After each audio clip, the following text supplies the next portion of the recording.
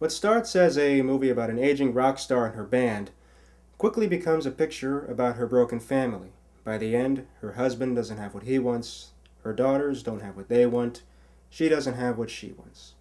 Whether they can accept it or not, all they can do is live forward. Maybe then, at least the music keeps them going. More realistic message than you think. Mad Max Fury Road. Is it overrated? Am I overpraising it? I don't know.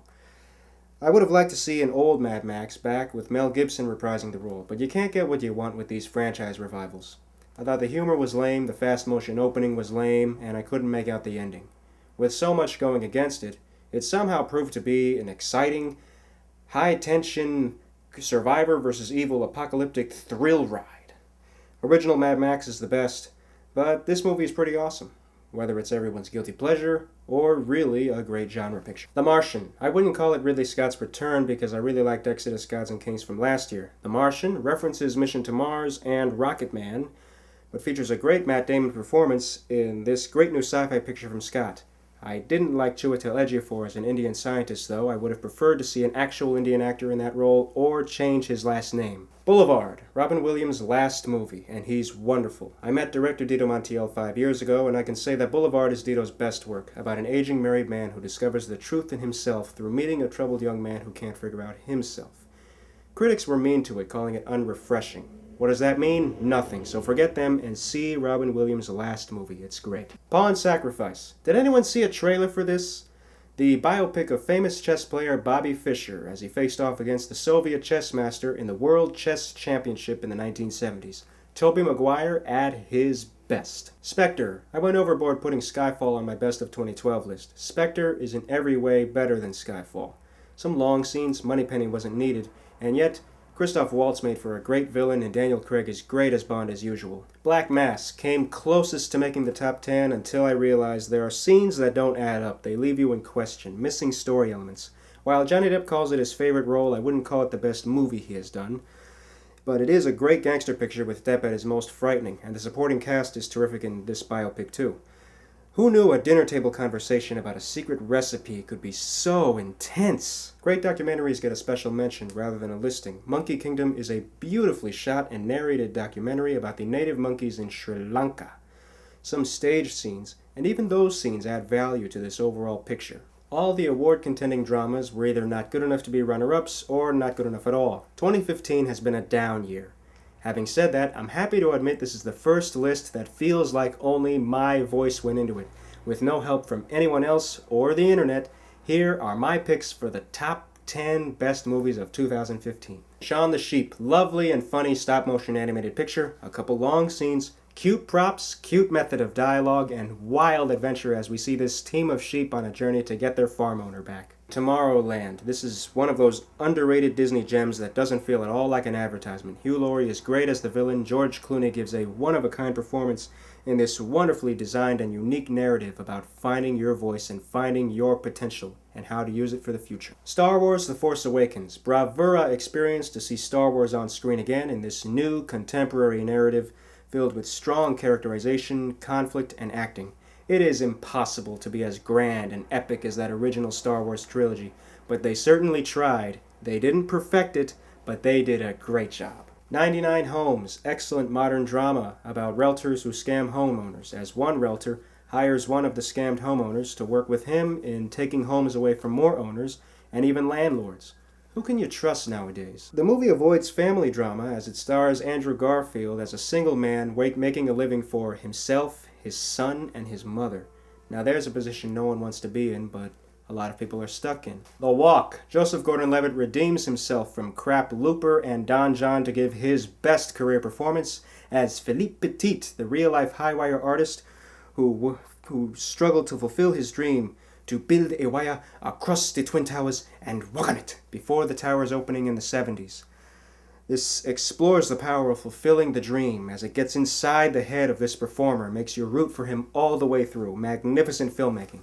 Now, Philippe Petit lost his costume and had to do the walk anyway in that ridiculous undershirt. Much like me, my razor wasn't working. I had no time to get a haircut, so I had to do this video in this ridiculous beard. My hair looks ridiculous. Anomalisa. This is why I wait for January to make my top 10 list. There's always a great movie that I can't see until January. Anomalisa is Charlie Kaufman's stop-motion animated adult drama about a married, successful old man who has a condition in which he sees everyone around him as the same person, until he meets one woman who looks and sounds different. This is a lovely picture about not fitting in, about not getting in touch with those around you, and finding a way out for one moment. Concussion. Will Smith has never been this great, as he plays Dr. Bennett Omalu in the true story of how he discovered the condition CTE in multiple concussions from football players who unfortunately couldn't be saved. It's also about the controversy surrounding his research and the NFL Commission's plan to cover him up and blacklist him. The supporting actress Gugu Mbatha-Raw from last year's Belle is also great in this as the wife and fellow doctor to Dr. Omalu. This actress is on the rise. Look out for her in future work. She's going to be a big star. Straight Out of Compton. Police are going to have to come and get me because I'm really loving this movie. I love hip-hop. I used to hear NWA when I was younger, and this is an extraordinary music biopic. The exploration of these rappers' lives and the difficulties of bringing life hip-hop to the mainstream while being unable to avoid the law enforcement. All excellently done. The entire cast is stellar in their respective roles. F. Gary Gray's direction is excellent. 2.5 hours fly by. That's the way it goes in the city of Compton, boy. Inside Out. They keep saying it's not original. It is original. It's not about one idea, it's about many ideas. How they come together, how they tell the story, how they present themselves on screen. That's creativity and originality in this deep emotional dive into emotions themselves. You could argue all you want about whether emotions control a family or whether they're in control of their emotions. It's about losing touch with one emotion, how you could let one or two emotions go while another emotion wrongfully takes over you, how that leads to your decision making, and how you can save yourself, or how your lost emotions can come back and save you. Creative and emotional all around. It's not like number one is a lesser known picture. It had a wide release, it made over $300 million at box office. Some people out there do agree with me that this is the best movie of the year, and I haven't met them. I didn't see this on any top 10 lists. My favorite critics don't even have reviews for this movie if they even saw it. So here it is. With my voice, I'm giving you my pick for the best movie of 2015.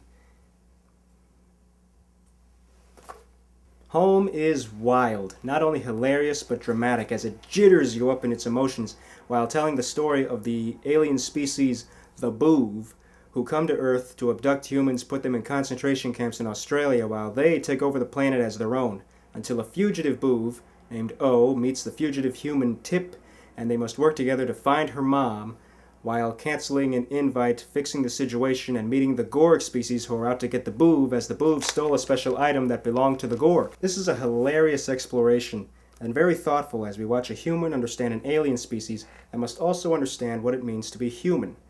And what makes family? What is it to judge, befriend, care, or dance? Brilliant jokes, brilliant subtle moments, brilliant ideas. Flying cars that use processed ices as fuel and junk food as weapons. That is brilliant. Not to mention the silent moments, when no one speaks, when you see our two leads simply getting along with hypnotizing music in the background. What makes this movie so much more original and creative is that it's an alien picture that doesn't show the government or military getting involved in favor of telling a story of how the civil human beings would solve the alien invasion. Now, isn't that wonderful? The ending leaves you with questions, but the further you analyze that ending, the more you start to not take it straightforward, with the addition of the credits scroll. The more I tried to figure out the ending, the more I loved the movie. Director Tim Johnson discovered voice acting talent in Jim Parsons and Rihanna?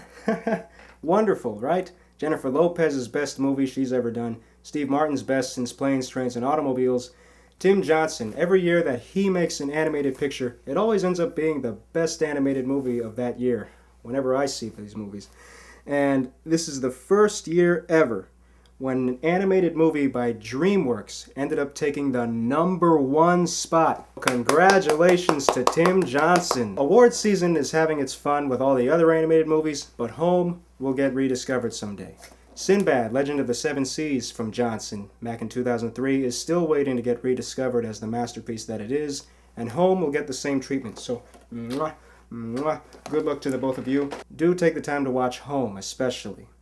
And if you've seen it already, do see it again, because this film is just wonderful. Thank you all for watching. Here's to the rise and animation.